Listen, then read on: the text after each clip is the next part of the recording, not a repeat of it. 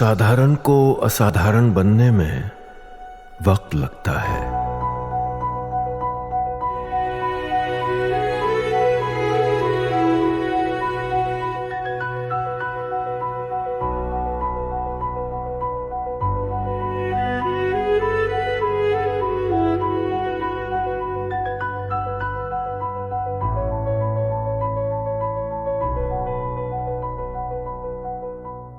का सबूत दो। आज उनके लिए यूएन से सबूत आ गया। यूएन से एक रिपोर्ट आई है जिसने पाकिस्तान को भी एक्सपोज किया, इंडी गठबंधन को भी एक्सपोज कर दिया। संयुक्त राष्ट्र की सबसे ताकतवर बॉडी सिक्योरिटी काउंसिल ने अपनी रिपोर्ट में पहलगाम हमले में टीआरएफ यानी द रेजिस्टेंस फ्रंट का नाम ले लिया है। यह पाकिस्तान के आतंकवाद के खिलाफ भारत की बड़ी कूटनीतिक जीत है। इस रिपोर्ट में और क्या क्या है, कैसे राहुल गांधी और इंडी गठबंधन का नैरेटिव जो है वो धुआं धुआं हो गया, इससे आगे आपको बताऊंगा। इसके साथ ही यह भी बताऊंगा कि आज ऑपरेशन सिंदूर को लेकर संसद में क्या क्या हुआ है, कैसे आतंकवाद, पाक, चीन, राहुल गांधी के हर नैरेटिव की टीम मोदी ने चुन चुन कर धज्जियां उड़ाकर रख दी है। अमित शाह को चलती संसद में क्यों कहना पड़ा है, खुला ऐलान करना पड़ा है कि बॉस हिंदू कभी आतंकी हो ही नहीं सकता। राहुल गांधी ने कैसे खुद अपनी पोल खोल दी है, मोदी को घेरने के चक्कर में ट्रंप की टीम से खेलने का खुलासा कर दिया क्या, आज सब आपको दिखाऊंगा। लेकिन पहले आज जो हुआ है उसका एक ट्रेलर देखिए।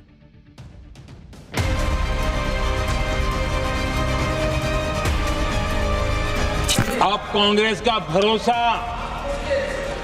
पाकिस्तान के रिमोट कंट्रोल से बनता है और बदलता है। अगर पीएम ने बोल दिया तो फिर वो खुल के बोलेगा और वो पूरी सच्चाई रख देगा। सर, मैं उनको कहना चाहता हूं वो कान खोल के सुन लें। एक भी फोन कॉल प्रेसिडेंट ट्रंप और प्राइम मिनिस्टर मोदी के बीच में नहीं। ठोक तो उससे मैं क्या समझूं? जो यूपी में हो रहा था वही होगा। ये नाम सिंदूर दिया क्यों? सिंदूर तो उजड़ गया लोगों का। Trying to polarize the situation कि ये हिंदू वर्सेस मुस्लिम लड़ाई है। हिंदू कभी टेररिस्ट नहीं हो सकता। शिवाजी महाराज की सेना का युद्ध घोष था, हर हर महादेव।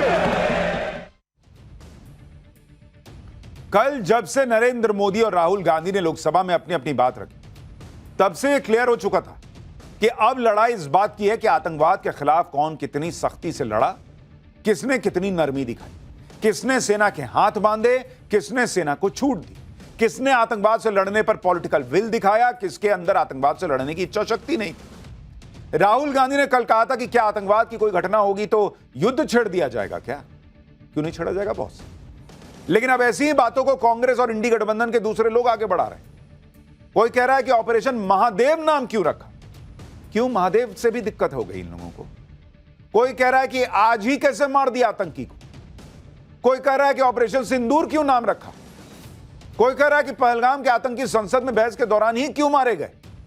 मतलब कुछ भी बोलने पर आ गए हैं ये लोग। कांग्रेस नेता तो एक कदम आगे निकल गए, वो आतंकवाद के खिलाफ एक्शन में धर्म का एंगल खोज के ले आए। आप खुद सुनिए कि कांग्रेस नेता पृथ्वीराज चव्हाण क्या कह रहे हैं, फिर बताऊंगा कि आज संसद में अमित शाह ने इस पर क्या जवाब दिया।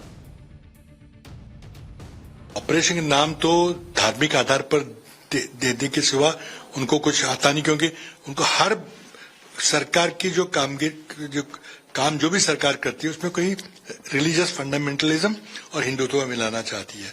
मैं नहीं समझता, मैंने कई सारे दुनिया के लड़ाइयों के बारे में पढ़ा है, मैं कोई इतिहासकार नहीं हूं, लेकिन कहीं भी दूसरे महायुद्ध के दौरान हो या कोई और, कभी भी किसी ने क्रिश्चियन धर्म का किया हो या इजरायली करे हो, मैं नहीं समझता। लेकिन हमारे यहाँ हर एक हिंदुत्व की कोई फिगर नहीं, they are trying to polarise the situation कि ये हिंदू वर्सेस मुस्लिम लड़ाई है।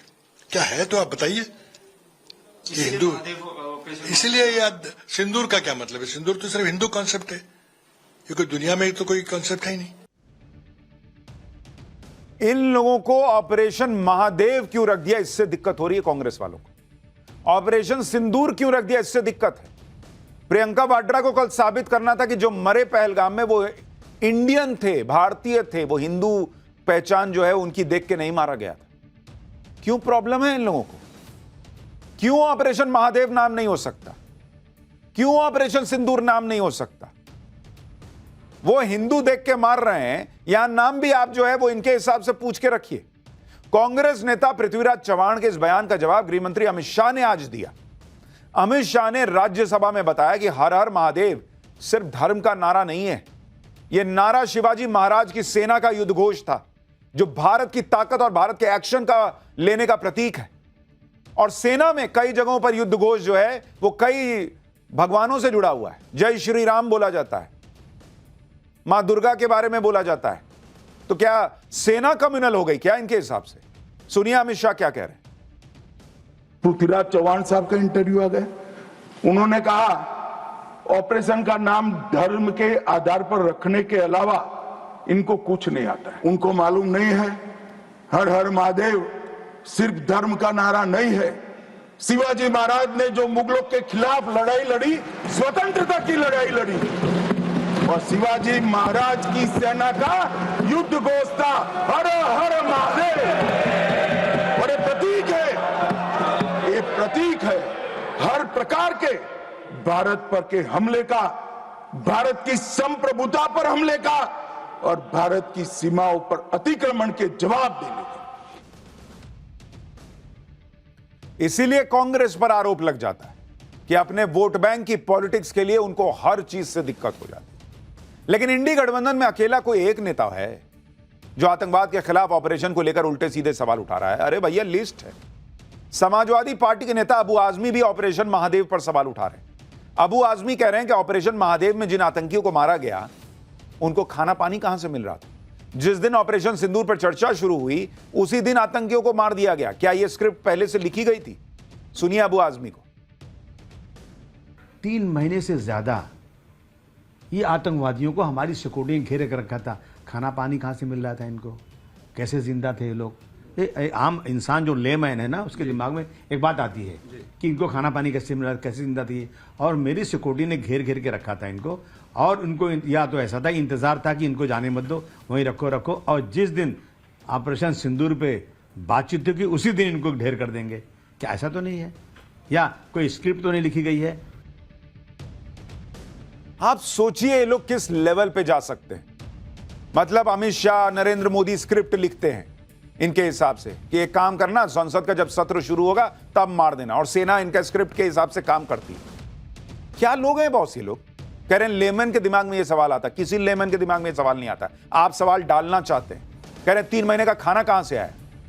आतंकवादी जब ऐसी घटना करने निकलते हैं तो 3 महीना क्या, कई बार वो बर्फीले रास्ते से आते हैं ना, तो 4-4 महीने का खाना लेके चलते हैं और वहां ठूस ठूस के बिरयानी नहीं खाते हैं, सर्वाइव करने के लिए खाना खाते हैं। जो मारे गए उनका जरा चेहरा देख लीजिए, चूसे हुए आम जैसा चेहरा था।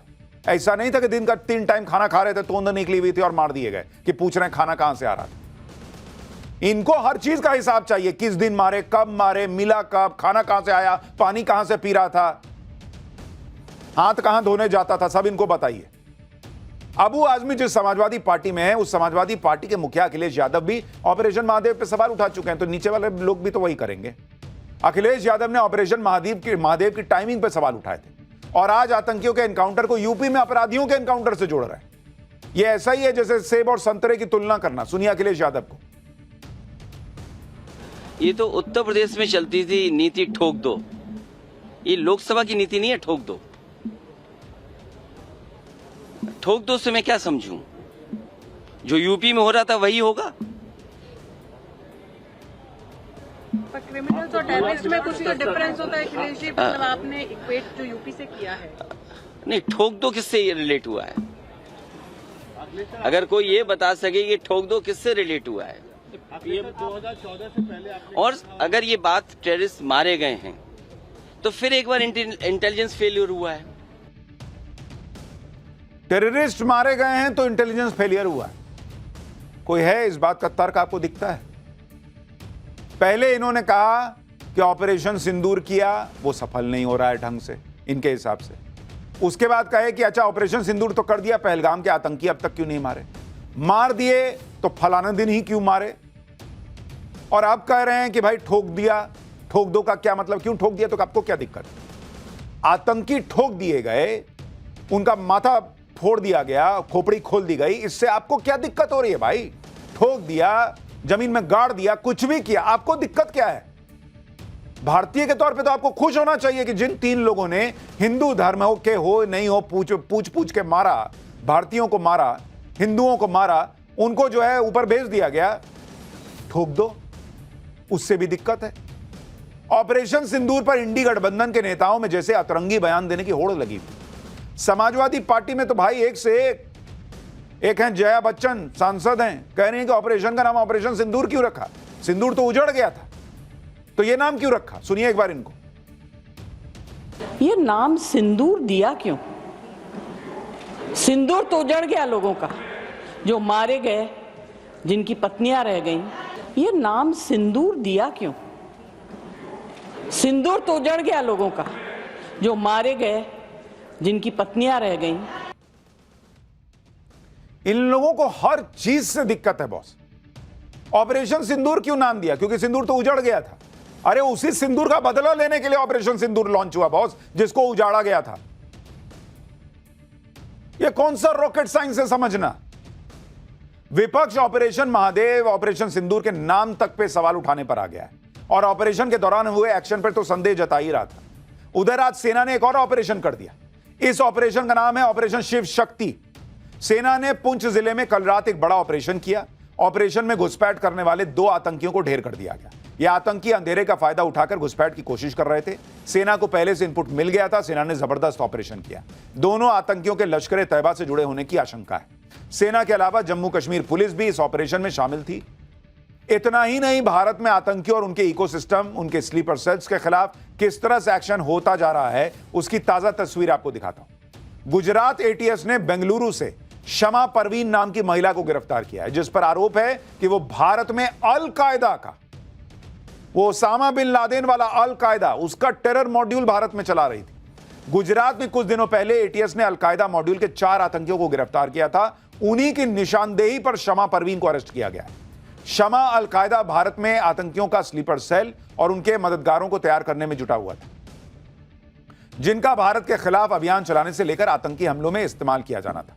शमा परवीन की गिरफ्तारी से कई और खुलासे हुए।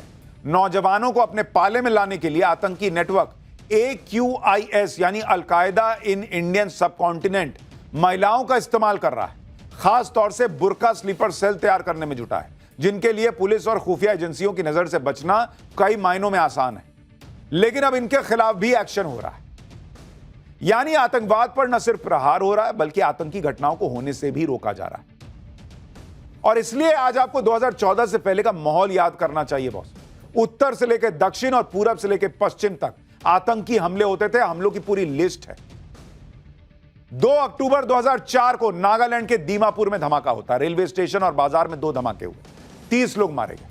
25 अगस्त 2007 हैदराबाद में 2 धमाके हुए, 42 लोग मारे गए। 11 जुलाई 2006 मुंबई की लोकल ट्रेन में सीरियल ब्लास्ट धमाकों में 209 लोग मारे गए। 26 जुलाई 2008 अहमदाबाद में 21 सीरियल ब्लास्ट धमाकों में 56 लोग मारे गए। 13 मई 2008 जयपुर में 9 सीरियल ब्लास्ट हुए, 71 लोगों की जान गई। 29 अक्टूबर 2005